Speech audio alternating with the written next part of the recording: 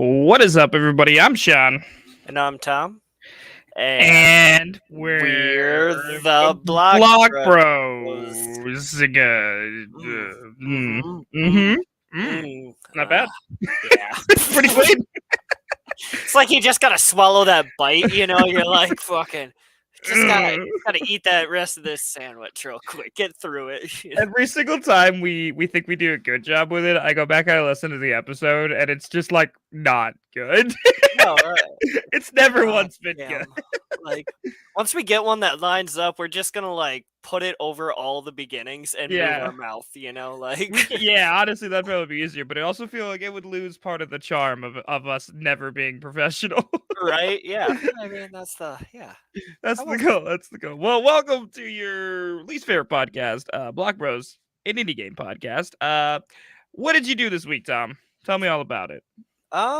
Been a pretty, just basic week of tattooing, I spent like most of it just doing like watercolor tattoos every day, and that was awesome. Other than that, it's been like me reading like some Junji Ito manga and stuff because 'tis the season. Yeah, spooky. Um, yeah, and I also picked up this little awesome piece that like is right from my home state in Roseville. Whoever made it is awesome, so I'm gonna do him a favor and use it right now. So thank you for literally listening to this, I guess. Like,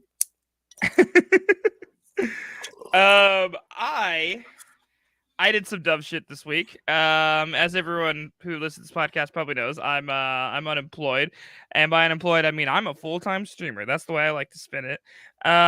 So I decided, I used to do these a lot of these crazy event streams every week or every month, and I was like, it's been a minute since I did a crazy event stream. So I got together with another streamer and another friend, and we did Edward 40 Hands live on Twitch. And it was a shit show. It was so much fun. For the first time in my life, I threw up on camera. And I also don't like Tom can attest to this. I drink a lot and I don't vomit ever. no, I I'm the one that vomited. vomits. Yeah, it was real bad. But I don't know if you guys have ever played Edward 40 Hands, but what it is you put on the movie Edward Scissorhands, and in the movie, Johnny Depp has scissors essentially attached to his hands. Instead of that, you duct tape 40s to your hands. The 40-ounce malt liquors to each hand, and you have to finish them before the movie's over. And we implemented a whole bunch of other rules that like we added on. But the main rules for it are you have to keep them level. You have to drink them both at the same time and keep the levels level. And you can't use your hands at all, and you're not allowed to pee. And we also implemented, we brought in one of our other friends to be a ref, and we also brought in like shot punishments and like just a bunch of stuff. It was a crazy night. But anyways, I ended up finishing mine in a little under 50 minutes, which was I was slacking. I wasn't going that hard. I was first one done, but I gave it up to my good friend Devin. We went. I guess we did Mario Party rules where we were just like, you know what? A lot of other stuff happened and a lot of other stuff were factors. So we're just gonna say that you won. You get those bonus stars at the end, That's like, what it felt yeah. like. It really Yeah. felt like that, but it was a lot of fun. I definitely think I'd do it again, but honestly, it was a lot more difficult than I expected. I was like out for like a day after that. Like I just didn't get out of bed for like a day. I wasn't even like that drunk. It's just like you basically just ate like 2 loaves of bread. Because like 40 malt liquor is just straight bread. That's what it's essentially, just 2 loaves. But it was a lot of fun. I really enjoyed it. But with that being said, that's what I did this week. Let's talk about the game that we are talking about today. Would you like to introduce it? Yeah, we're gonna go as low as we can go and do the Limbo. That's the dumbest way I could introduce it, so I went with it. You know what? I loved it. I love it. I don't know. Is there like a Limbo song that plays? Isn't there a Limbo? There's like a Limbo song, right? It's like the can I sing it? Like, is that I don't see why not, but it's I don't. like the Jacko on the limbo The stick. Yeah. That I was one, like, there like, has to be a Limbo song. I vaguely yeah. remember, but like when do you ever listen to a Limbo song? Like literally ever. The only you only when you're doing the limbo, dude. And Like when's the last time you did the Limbo? Because I can't remember a fucking time I did the it's only at like middle school dances. and I'm not allowed at those anymore. Your 20th class reunion, There like you go. specifically the 20th one, Anytime in the 90s, that's also another time you can do the Limbo legally. Oh, Other than roller that, rinks. Roller oh, rinks roller always, rinks, yeah, they always have classic, limbos. classic. Which is like, if you think about it, that's gotta be like making their insurance really high. Because imagine having like rollerblades on and then having to limbo on a Yeah. hard floor. Who invented that? You're stupid, bro. You're just asking for a Children, lawsuit. rollerblades, giant stick to the face, what could go wrong? What could go wrong? But we're talking about a game called Limbo today. Which is Uh, absolutely nothing like doing the limbo. I, So, contrary to popular belief, totally different. You want to talk about the overview of Limbo, or do you want me to? yeah, I can get into it a little bit. So, this is kind of like a puzzle platform kind of game. You're just platforming, doing puzzles at the same time. Kind of spells self-explanatory there. But it was developed by Playdead, originally made for Microsoft and Xbox. But of course it's on PC and all that other jazz. But anyway, it's kind of like you said, it takes place in, well, I like to call it just limbo because that's what this whole game kind of feels like. You're locked in, as you're playing an unnamed boy, just kind of traversing through like this kind of dangerous environments. You go from everywhere from these kind of forest scenes to city scenes, but like it really just has like that eerie kind of feel. Basically though, like the developer almost made these puzzles to make you feel like you're gonna fail in a way. I know that sounds weird. We'll get into it more later, but it's like a trial and error kind of puzzle game. But like it makes you feel like you can work your way through these unworkable solutions, right? And basically, it's just a really cool kind of puzzle platform atmospheric kind of game. Definitely, definitely, and we'll talk about why it's so atmospheric and unique when we get into graphics and stuff. But yeah, I think Tom pretty much nailed it. It's a noir-esque puzzle platformer, and like you said, you play a small boy going through various scenes. What I think is interesting is that the developers, when they made the scenes, actually based them off their own life. So like one Hmm. of the main developers, I think his name was Jensen or last name was Jensen or something. Yeah. He based like a lot of it takes place in a forest. So he based those forests off of like his forest by his house where he grew up. Or like there's you run into a lot of creatures in the game, and one of the main things you guys will notice, it's always, if you ever look up this game, it's the first thing you see on the cover is a giant spider, and he apparently has arachnophobia. So Yeah. Yeah, I feel it, bro. Like, yeah, the first level of this game kicked my ass. Like, I hated it. it So, was, yeah, it was pretty fucking terrifying. But yeah, it draws a lot of inspiration from film genres like noir films, and that's mostly the art style of the game. But I think we can move into the storyline, even though I don't think it's that much different than what we just talked about. But just in right. case, Storyline. I'll run the storyline. Fuck Yeah. it. Yeah. It's really not that much different than what we just talked about with the gameplay. The reason that I think this game is so beloved is that there is no conventional storyline. The way that it's told is through the game itself. There's no loading screens. There's no dialogue. Everything is presented in the game, which leaves it incredibly vague. But essentially, people like to, and I'm going to try to do this without spoiling. I'm not going to tell you the end because the end's like a big spoiler, but I will tell you Hmm. a lot of quote unquote fan theories and things that have been like either confirmed or just like you can, it's vague, but you can take out what you want from this game. And basically the game is called Limbo, so you can assume that you are on the edge of something. In this game, most people assume that you're playing through purgatory or you're on the edge of hell, the edge of something, and you're making your way through. But basically, you just have to try to keep getting through the game to the end with progressively harder puzzles, all with no storyline. And I think that's really interesting, and it made for a really fun playthrough the first time I played through it. and we'll talk about this more later, but like it's also just like really gruesome, and you really feel for the kid for some fucking reason too.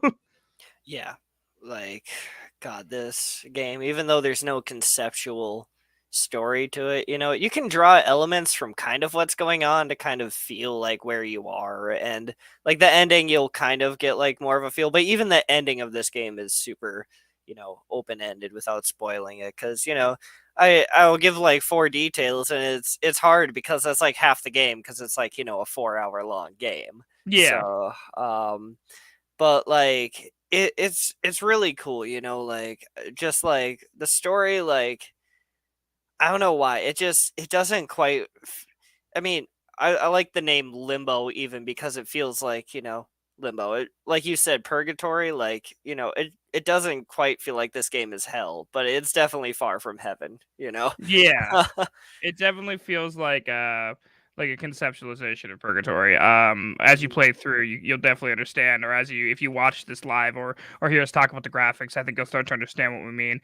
Um, so yeah, I think that there's an absence of direct narrative, and it makes the game feel incredibly vague. But because it also is basically you're playing through purgatory, the vagueness of it somehow amplifies the game itself, which is like a hard thing to realize when you're playing it, because it might seem frustrating, but then you're just like, no, that kind of makes sense actually. Like, why would it be direct? You're in purgatory, you know? Right, yeah.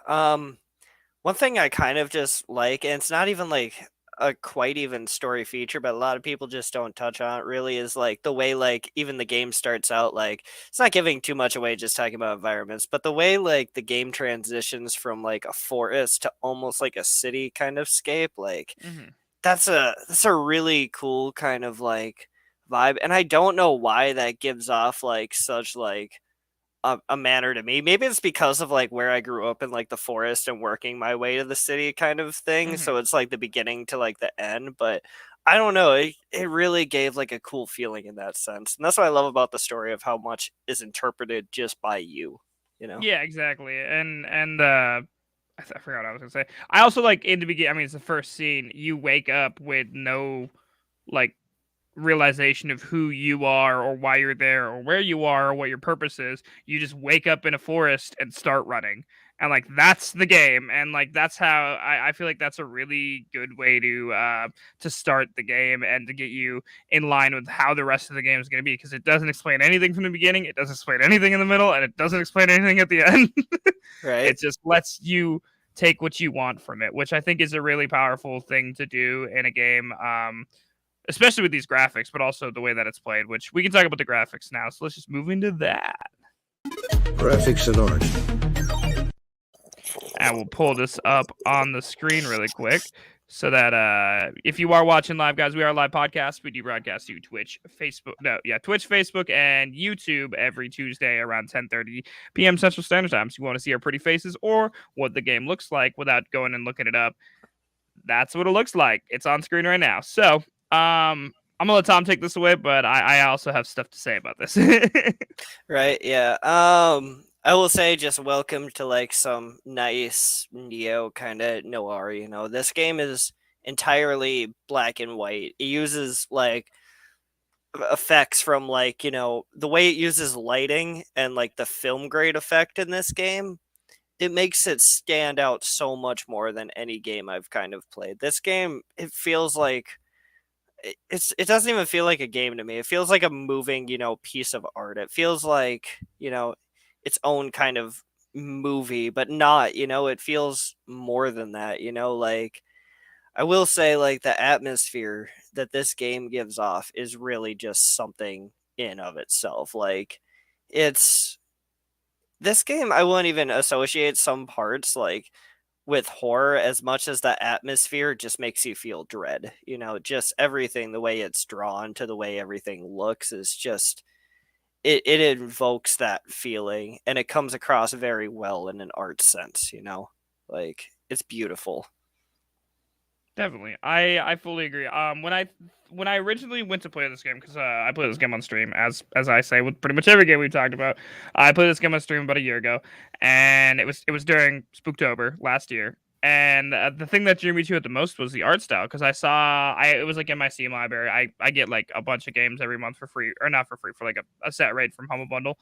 And so like I get a lot of games I don't look at right away, so I'll come back to it about a year later or whatever. And I looked at the art style of this game and I was like, I've never really seen a game like this. And it is very like Tom will say, it's full on black and white, and it's noir, which everyone knows what like noir movies are. Like you've seen like I can't even think of any after those old crime private eye with there's two shots in me, one's whiskey and one's lead, Right. like that. Yeah. Yeah, like noir style, and like they play it off really well, because while this game you could do it completely without that, I think it really adds to like what Tom was saying, to the atmosphere of dread and just feeling like terrible, scared, and like the scenes that you see in this game are gruesome and brutal and terrible. Like there's like a lot of the time you're gonna see a kid die in a really bad way.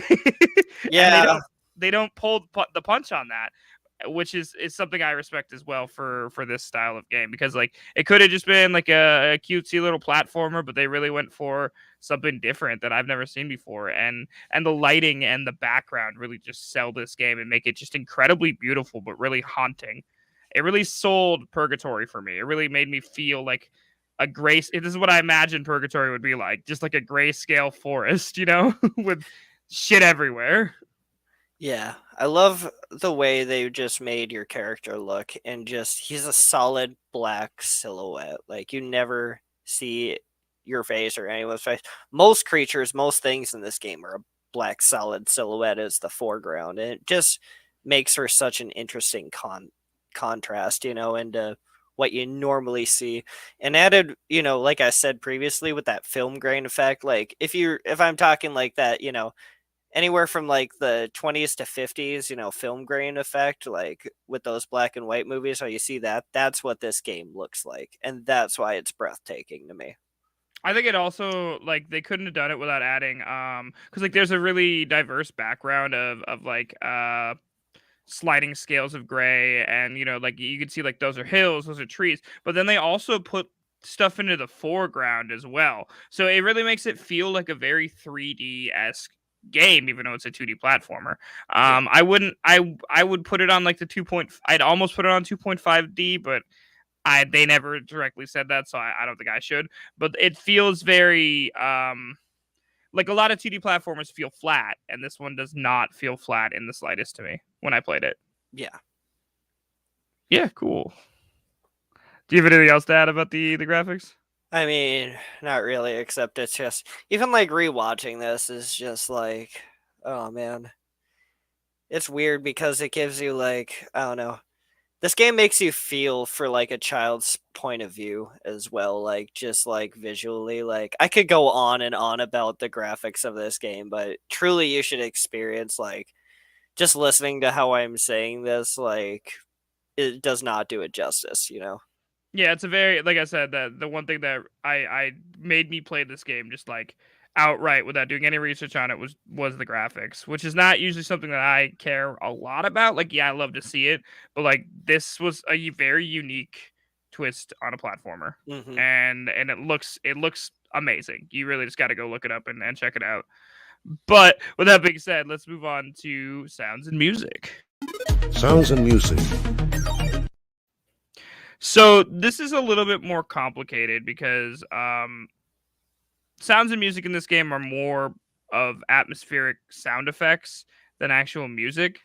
With that being said, they're very, very, very well done, and I think that they really make the rest of the game. It lines up with everything else in the game. Like usually, what we see from a lot of like platformers or other things is that if they make one thing really well, they skimp on something else. The graphics are amazingly done in this game, and while some people feel like the sounds of this game skimp because there's not like a lot of music or there's not a lot of sound effects, the stuff that you do get is really, really well done, and I think that it's left purposely barren and vague because they want it to portray the same thing that the graphics do. That's how Yeah. I felt about it. They wanted to feel soulless. They wanted to feel like a sound effect, like not like a sound effect, like that's what you would hear in this. You'd hear this echoey thump. You'd hear this creepy crawl. You wouldn't hear like anything more than that and anything less because it's supposed to be notoriously vague. Yeah, like a lot of people like to argue that like there is no music in this game and it's only made by sound effects. But I mean, this guy, like the guy who made this, he graduated apparently from, I don't know exactly what this is, but it sounds really fancy. His name was Stig Anderson, but the Royal Academy of Music in Aarhus, and I'm like, wow, that sounds really. I don't know exactly what that is, but I'm like, man, I have never been to a Royal College of anything, but They wouldn't even but let me in the door, bro. right. But like it's described it. He described it as like an acousmatic kind of music in a sense, like getting all technical term. I don't know. I think like the lack of almost music to like it almost fits how this game feels. There isn't like a feeling of music I think that would portray it right, except for the way this guy made sounds in this game. It just feels right. Yeah, exactly. It feels like I feel like we're saying the same thing. It feels like the absence of sound is supposed to be there because it makes the sound that you do hear better or more like you have to draw what you want from the circumstance instead of it just being told to you through music or sound. Like usually if you think about like other games, like when a bad moment happens or when you're in a boss fight, the classic boss battle mentality, like, oh, Right. there's boss music, hell yeah, we're about to get a boss fight. In this fight or in this game, when you're playing and something bad happens, all you hear is the shink of like a bear trap closing, and then that's it, and the thump of your body falling over. Like you don't get anything more than that, but it still tells such a fucked up story at the same time. Yeah, like God, it's like you said, the absence of sound. It makes it even scarier that there is no music. I don't think there is a music I could think of right now, hauntingly, that would do it like justice. Just it's crazy how well they fit together in this. I think it was a really, really bold choice, and I think that for a lot of people, it's not something that they understand or love. But for me, I think that it really it showed through that it was a bold choice, and I loved it. Yeah. So congratulations, Martin Sting Anderson, a graduate of Royal Academy of Music of our house, featuring aromatic music. It's quite the title you have there, bro. Yeah. I mean, good for you. I don't got a title. Do we have to bow to you? Like, I feel like we have to legally, honestly. right? Jesus. With that being said, let's move into features and content. Features and content. Just so everyone is aware, if you've ever been on the podcast before, features and content is where we throw everything that we want to talk about with the game that doesn't quite fit in another category nicely. Odds are this will probably be a shorter episode than most. This was an incredibly short game. Yeah, a lot of games we talk about for longer are like 10 to 25 hours. This is literally a 4-hour game, pretty much.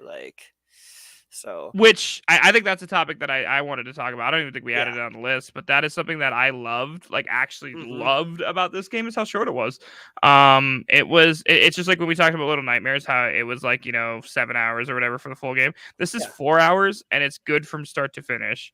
So like it's the perfect amount of, especially like for me, because like I'm a streamer and my streams are usually 4 to 8 hours. So like a 4-hour game that I loved all the way through, perfect, absolutely flawless for me. Loved every minute of it, and it was very, very well paced as well for me. Right.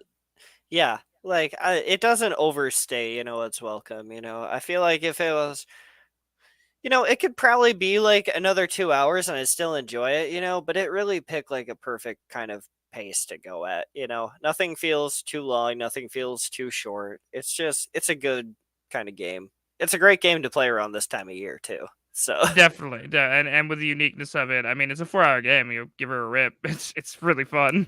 Yeah, like that was something that wasn't even on the list. I just wanted to add in just because I feel like it's an important concept that it's 4 hours. You know what I mean?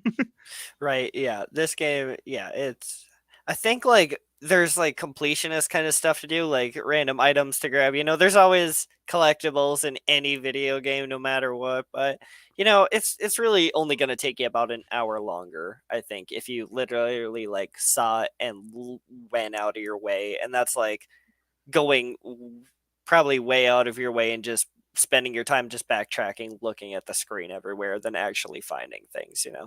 Yeah, exactly. With that being said, what do you want to talk about? Let me see here. Sorry, I was watching the video and I don't know why, because it was literally the part with the spider, like just wrapping you up. That shit gave me a heart attack the first time I seen that. Tom's afraid of spiders. I definitely am. And like just like with that, I just like want to talk off the bat. Like I know it kind of counts in animation, but there are some deaths in this game. And when I mean that, every death, no matter how little it is fucked up.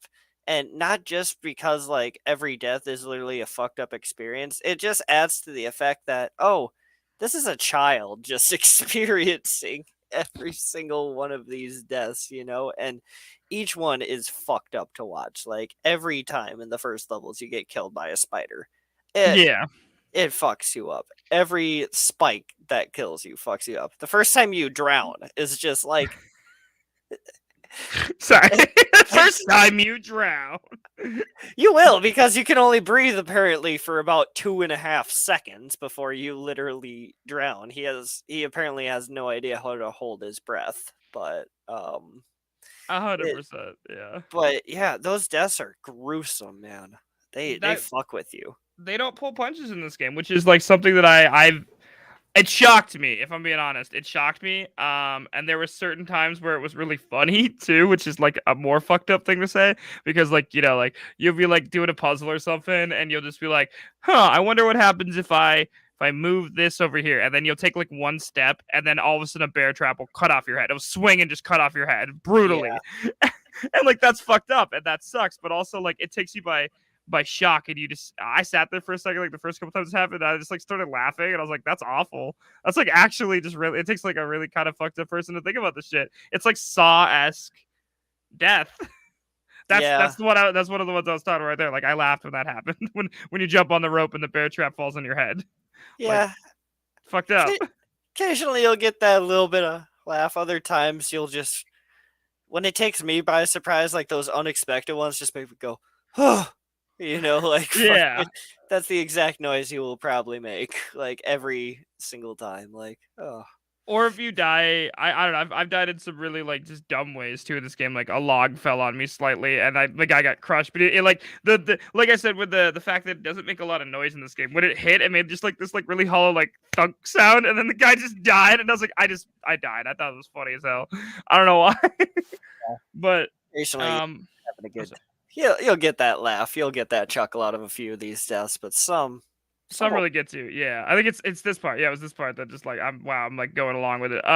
But what I was gonna say is I fully agree with you that the gruesome animations really are part of this game that I think are incredibly necessary and really sell the game on a different level. It really makes you feel for your character. It really makes you feel for where you are in the game, what the environment's trying to tell you, and why there's such a lack in sound and other things as well. yeah, like I see where all the animation went, and it's just like, how do we kill a kid differently like 240 different times? I don't know. Like, Animate it. Get like 15 people in a room and ask that question. Like fucking, how do you get away with that? they're gonna have like flip books. Like fucking, how's this? Like, great, looks great. Send it. Send it down animation. oh my fucking god. Awful, terrible, disgusting. Love it. But yeah, I think that the gruesome death scenes really it wouldn't be the same game without them, because it makes you have a consequence in a way that is unique, but also you're never gonna escape it. That's the main thing about this game that I think we need to talk about. Is a lot of platformer games we talk about how you have to like solve things and be smart and all that kind of stuff. In this game, this is one of the few games that I say with all certainty that you can die your way through. Yeah. And it's not me just saying that because I that's how I did it. Like it's almost expected. I mean, the developers literally, what did they call this game? A fucking Trial and death. Yeah. trial and death experience, which is like a huge part of it, which a lot of people probably find incredibly frustrating. I mean, you want to talk about your experience with it, Tom?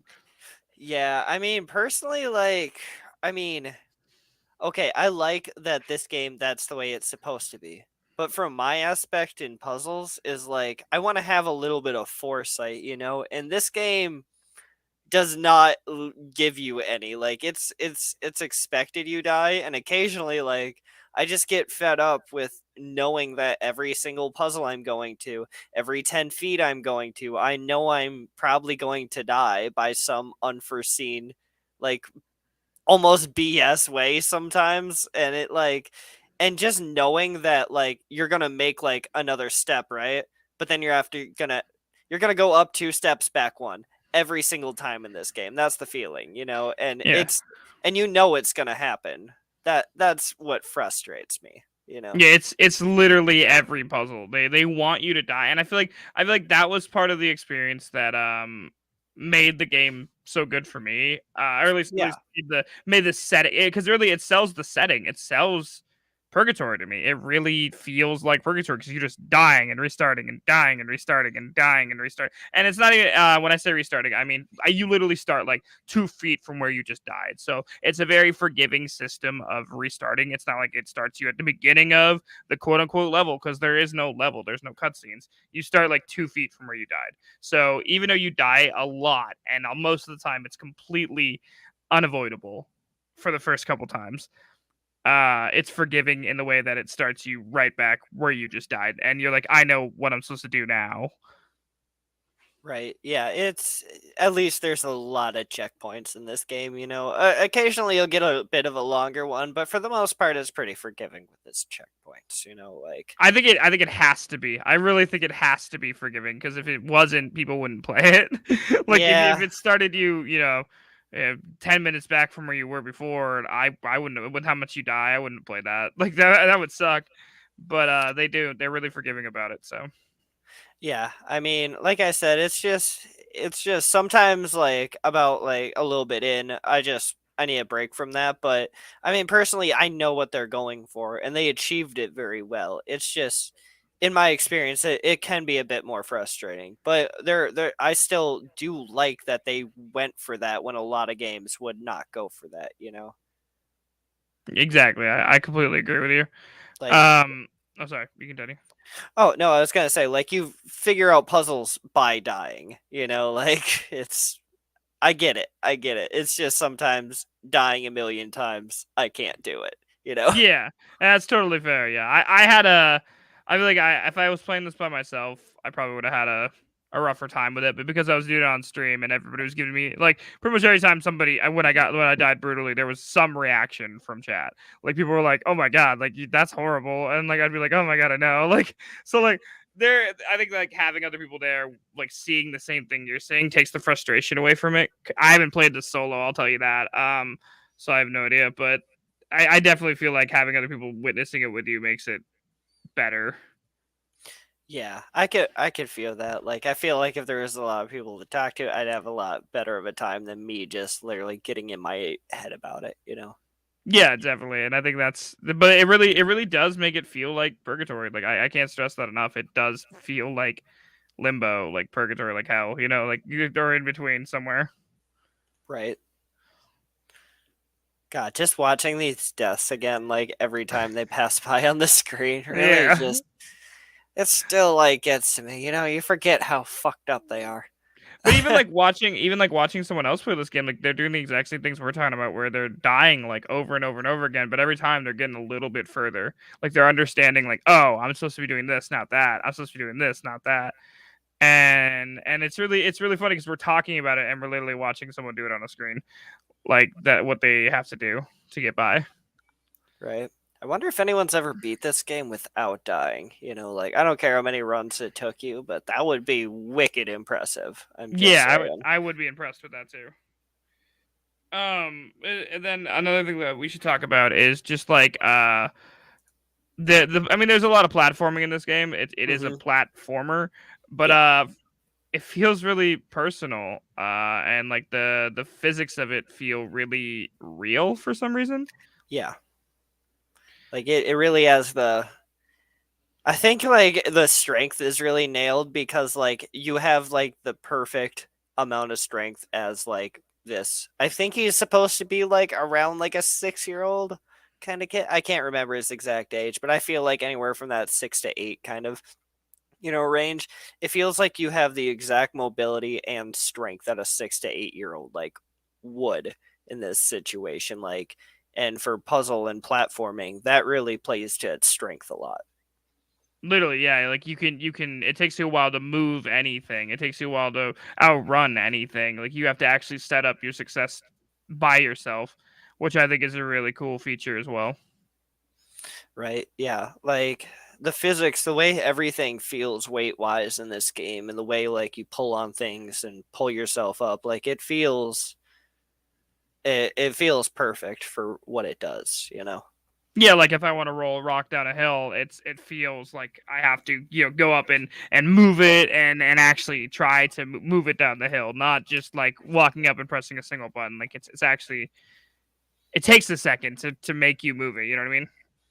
Yeah. Like God, it nails it. Like I've never felt like a platformer where, like you're kind of like, usually you can jump like really high or really far or you unlock things. In this game, like it it perfectly like resembles that feeling of youth, that you're not, powerful or anything like, but you can overcome these odds. Yeah, you're just literally trying to survive. Like that's the whole thing. You are trying to survive, doing whatever you can to get out, and you really feel that way the entire game. You don't feel like when you play like Hollow Knight or Dead Cells or something. You're not like you're not like a protagonist where you're getting all these new abilities, like Tom was saying, or like getting better. You just have yourself and your 6-year-old strength to get by. Yeah, it like really throws you in too. Like it doesn't hold your hand. I mean, not saying that like, this game needs a tutorial because it's literally like, two buttons, but like it just that those two buttons really is really up to interpretation of your mind. It doesn't like hold your hand with puzzle from day one. I think that was the next thing I want to talk about. Yeah, for sure. Is that the puzzles are fucking hard. Oh yeah. Like some of them, the last one, I'm not gonna go into exactly what it was, but I actually got so mad about the last puzzle that I gave up, and I didn't know I was on the last puzzle. I gave up, and I was like, I can't do this anymore. I can't do this, chat. And I left, and I came back the next day to literally do one puzzle, and then I ended the game in like 5 minutes, and I was like, "Are you like that was the last puzzle?" Like I was so angry about it. But like there are certain puzzles in this game that are really, really hard, and you will not understand without like dying 70 billion times. For me, it was the last one. Fuck you, last puzzle. You know which one you are. Yeah, like there definitely are a couple in this game, and no matter what, you're probably gonna, if not die once to a puzzle, die like quite a few times. And some are just like, okay, I can think of one I died a lot to, and one that was just infuriatingly hard to me. And I'm just gonna like give y'all a little fucking cheat code answer here for a couple of these when you play them because I know how hard they are. One was the neon sign. Oh my god, yeah. Timing the hotel sign perfectly. Go right as that spark happens the second time and you'll actually nail that H. It's really hard to do no matter what. You feel like you will never get it. I promise you will eventually. Mhm.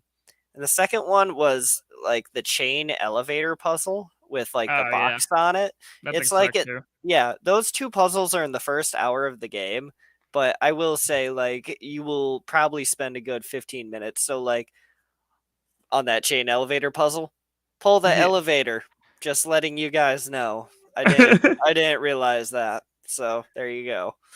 Yeah, and There- the hotel sign one got me through a loop for a while too. I was really mad about it. Oh man, it's a speed platforming game in a game that you're not supposed to be speedy at all. Yeah. So like it was like but like that also shows that the game is capable of doing other things than just what it set out to do. And like there was a lot of of puzzles in it that were very unlike the game that you're playing all of a sudden with no context, which I thought was neat, but also made for a weird experience with like, why is this here? What am I supposed to be doing? It came out of nowhere. Hmm. Which takes me to another point that I'd like to talk about with this game is that this might just be a gripe, or this might just be something that I felt, but I feel like the game does get progressively more detached from your character, because when you start out, it feels very to me it felt very, I'm this kid, I'm trying to survive, and then I'm getting through all these this forest is scary forest with all these monsters and other kids and other things, and then like as you get later into the game, it turns into like what feels like only puzzles all the time, which like there were good puzzles, but like it was a weird disconnect from the humanity that you see in the forest, you know what I mean, or the lack of humanity that you see in the forest, I would say. Yeah, yeah, like it really does pull a little bit, I guess. Like now that you kind of mentioned that, yeah, I can see that. That's something that I realized when I was playing it that I've never gotten to like really talk about. So I'm glad I got to that moment where I can talk about it now. Is that it's just like I felt way more connected in the first 2 hours of the game than I did in the last 2 hours of the game.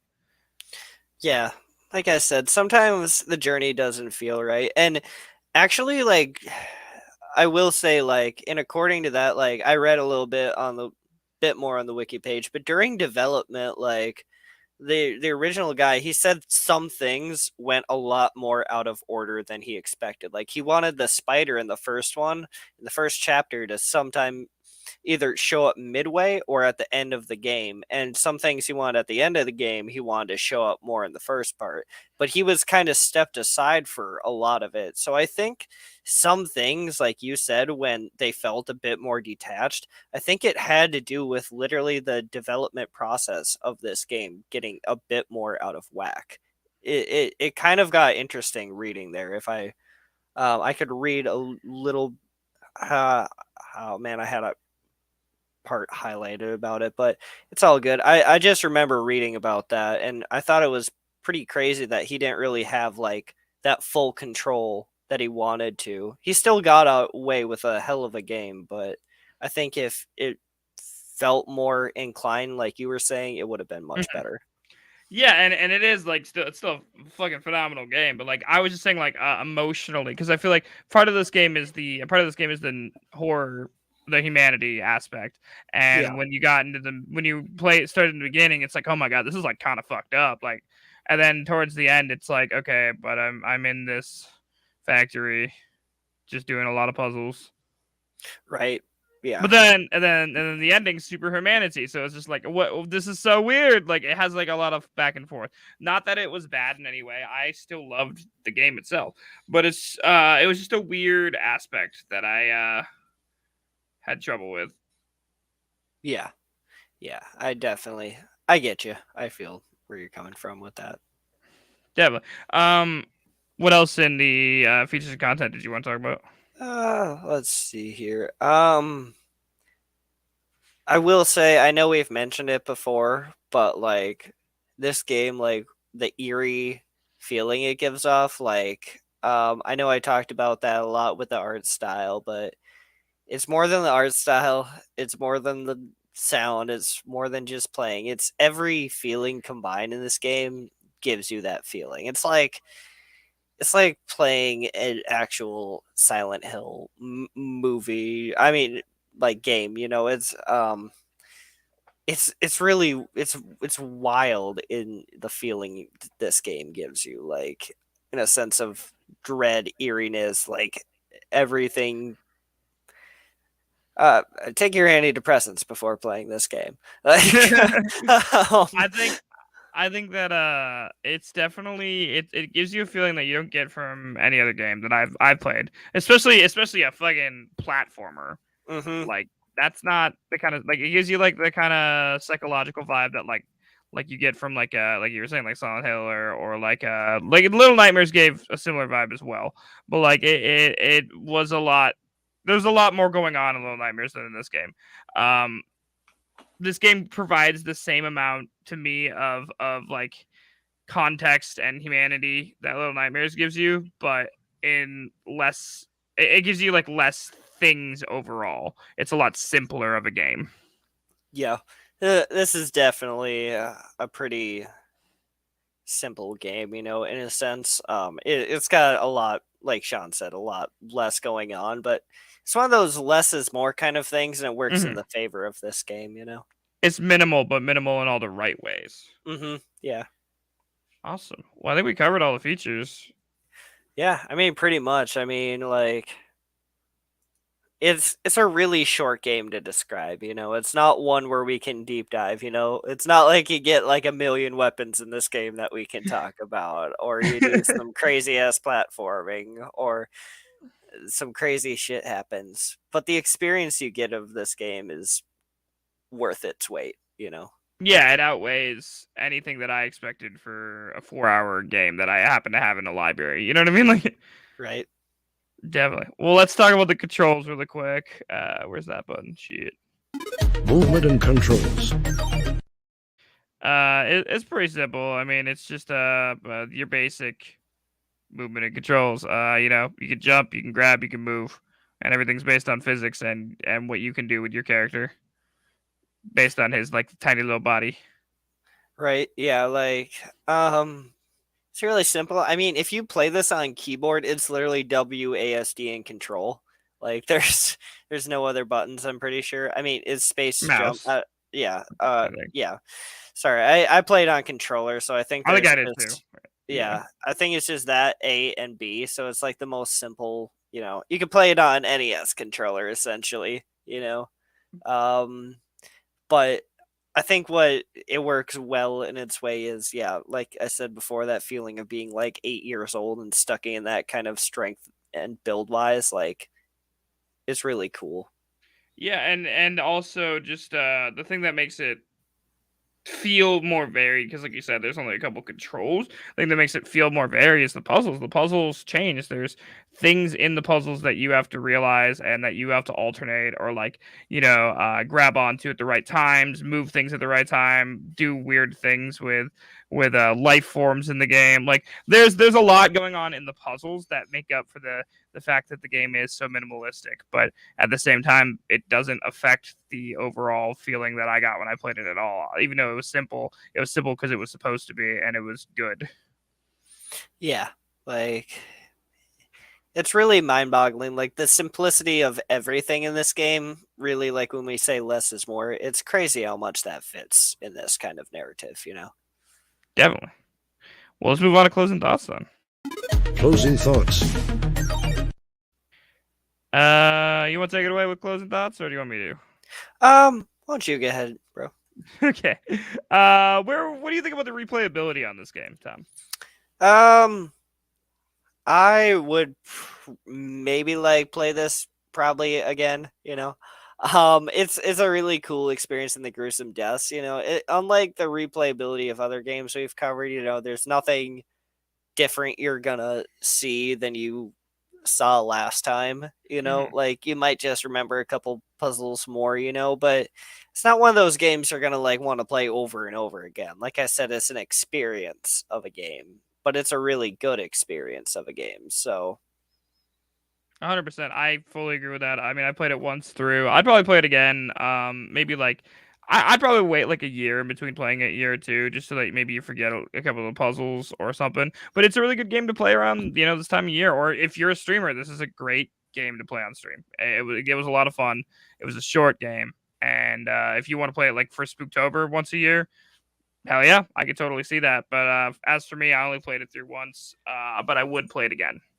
yeah, it's definitely worth the experience to play through once. I mean, right now, I know I didn't talk price, but you can get this game right now on Steam for like $2.50. Yeah, Like, if you go through our code in the show notes, you can get it for $2.03 through Humble Bundle. damn. So like that's a good ass deal for the experience of this game right now. Like, Exactly. I mean, whether you play it once or more times, like it's worth its weight.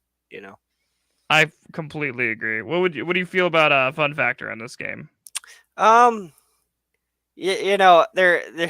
are times, like I said, this game gets frustrating, but I will say it's more scary than fun. I do have fun playing this game, but I think the experience is like something different than fun, if that makes sense. Mhm.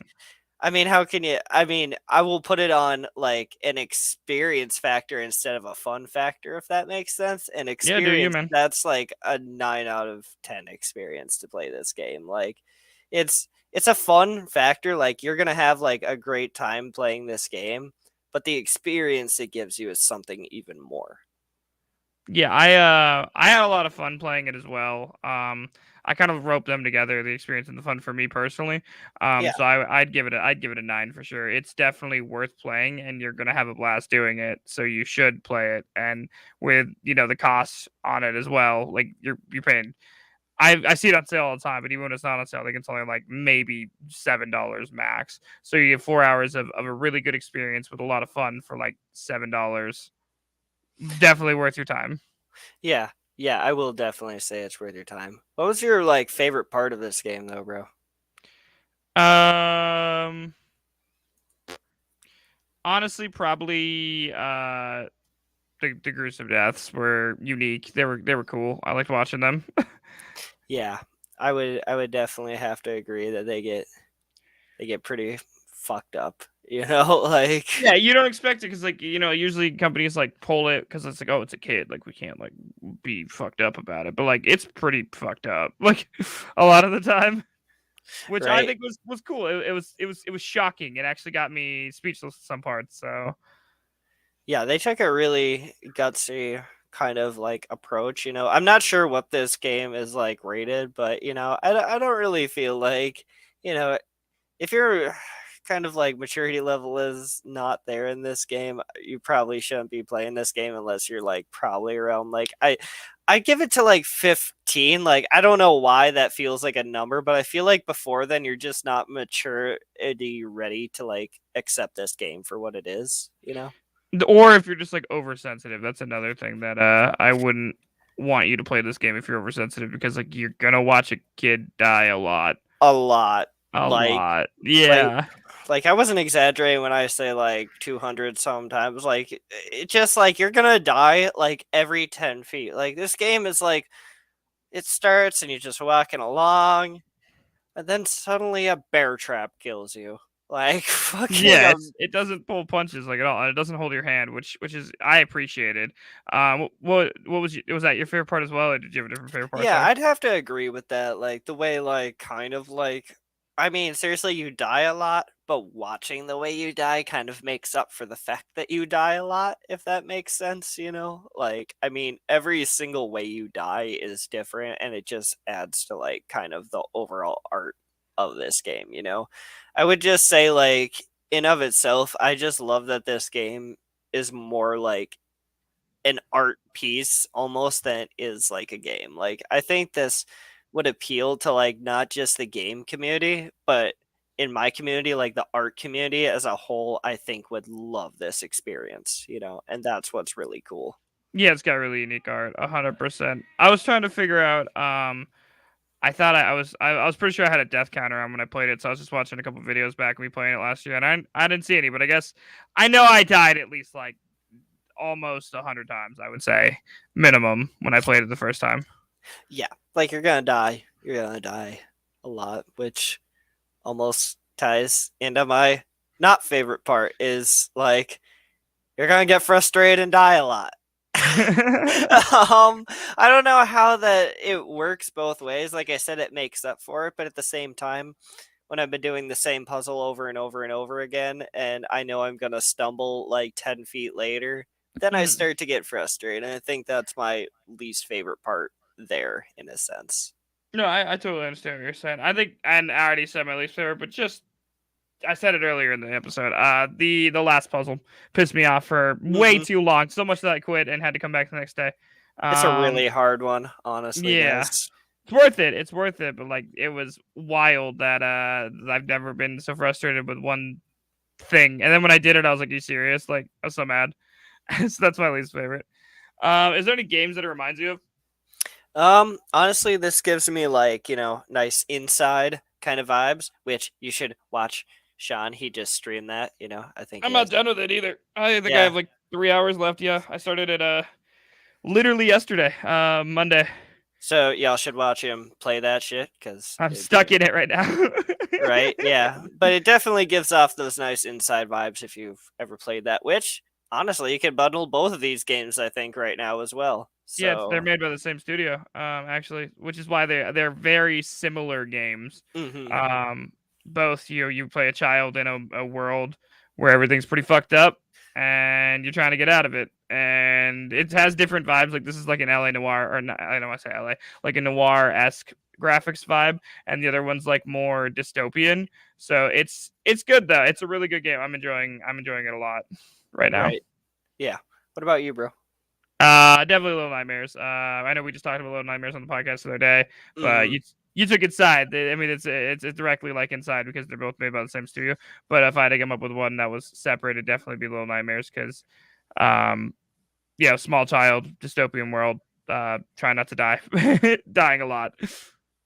Yeah, like it definitely gives that vibe, Everything is more powerful. The world is kind of out to get you in both games, and you got to use, your mind Whatever. over, yeah, Yeah, it's anything, very puzzle platformer.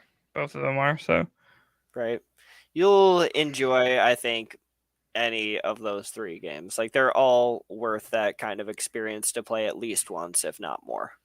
Definitely. And if you want to know about Little Nightmares, we did an episode on that. It was last episode 12. So Yeah. go check that out as well. And don't forget to rate 5 stars. How much would you recommend this game and who would you recommend it to?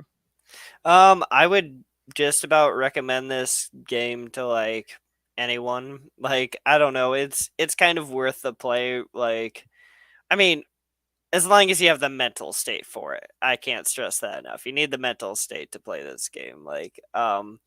But like as just from like a game and artistic side of view, I can appreciate it so much in both regards that I think like anyone would get a hell of experience out of this game. Definitely. I think that usually we say like, hey, some people might not like this game. Some people might, if you like Call of Duty, you probably wouldn't like this game. But because it's only 4 hours and it's accessible and you can die your way through, and it has such great art and it's such a good price, like it's literally for everyone. Play the game. Like it's so good. And also buy it through Humble Bundle using our code. Thanks. In the show notes, we get a kickback from that, and we appreciate it. Yes. But yeah, no, it's definitely one of those games that I think everyone should play. It's worth your time and it's a lot of fun. So make sure to give it a go if you can. Lastly, I just want to tell you guys that this game is available on every single platform you can think of. I'll just run through them real quick. Every Xbox, every PlayStation, all Windows, Mac, Linux, fucking Nintendo Switch. It's even available on iOS and Android. There's mobile ports for this game. And I have heard that it is the exact same game on the mobile ports. I know someone that played it and said that it was exactly the same. So if you're interested in trying it, you literally have no excuse not to. It's a lot of fun and you should. With that being said, we totally didn't come up with a game to talk about next week because we're bad at this. Mm-hmm. And I've been really busy, and so it's tough. So, Right. we'll come up with something. I think this is going to be our last one for Spooktober, though, and we covered a lot of spooky games. So we'll probably go back to covering. I mean, maybe next game won't be spooky. In other words, Right? We don't know what it'll be. Will it be spooky? Will it not be spooky? Will it be a go-kart platformer? Who knows what it's gonna be? Speaking of go-kart platformers, if you have one, let us know because that sounds bitchin'. Right? I'd play it. I actually probably play that. Definitely. But if you're a developer that wants to talk to us about your indie game, you can send us an email to blogbrospodcast@gmail.com. That's blogbrospodcast@gmail.com. And also, if you have any games you want us to talk about, you don't have to be a developer to talk to us. You can also talk to us on all social medias. It's Block Bros Podcast. Also, if you're listening to this on Apple, please make sure to rate us 5 stars. It does help with the algorithm and getting us out there. I do see that we only have 1 rating on there, so I'd really appreciate it if you could. Rate us on Spotify Spotify too. Block Post Podcast streams live to Facebook, Twitch, and YouTube every Tuesday evening at around 10:30 Central Standard Time. So if you want to see our ugly faces or the game that we are watching right now, please come on by and say hey. Otherwise, you can catch us on every single platform where you get your podcast. The opening music is 8-Bit Fun by the Heatley Bros. And Tom, if they want to find you on the internet, where can they find you? You can find me at Ticking Time Tom as my basically gamer anything, or you can find me at Tom Dykers Tattoos for all my social handles, Facebook, Instagram, and TikTok. Nice. And he will have his link in the show notes this time in a link tree. I'm making him do it. And you can find me everywhere. Sean is a Ginger. That's SEAN is a Ginger. All one word. I stream every Monday, Wednesday, and Thursday to Twitch. I'll probably be upping that soon as I do it full time again. But I stream between usually 8 and 9 p.m. Central Standard Time. I might start out in day streams. I don't know yet. I also make content on every single platform under the same name. Sean is a Ginger. It's usually just gaming stuff or stupid stuff I think is funny. We also make content under Block Bros Podcast on every single platform. It's just like Reels and TikToks and Facebooks and Shorts and stuff. So if you like that kind of stuff and you want to see short form content of our stuff as well, you can find us there. And as always, guys, Block Bros Podcast is a Lost Cause media production, and we will see you next week. Bye. Bye. Lost Cause Media.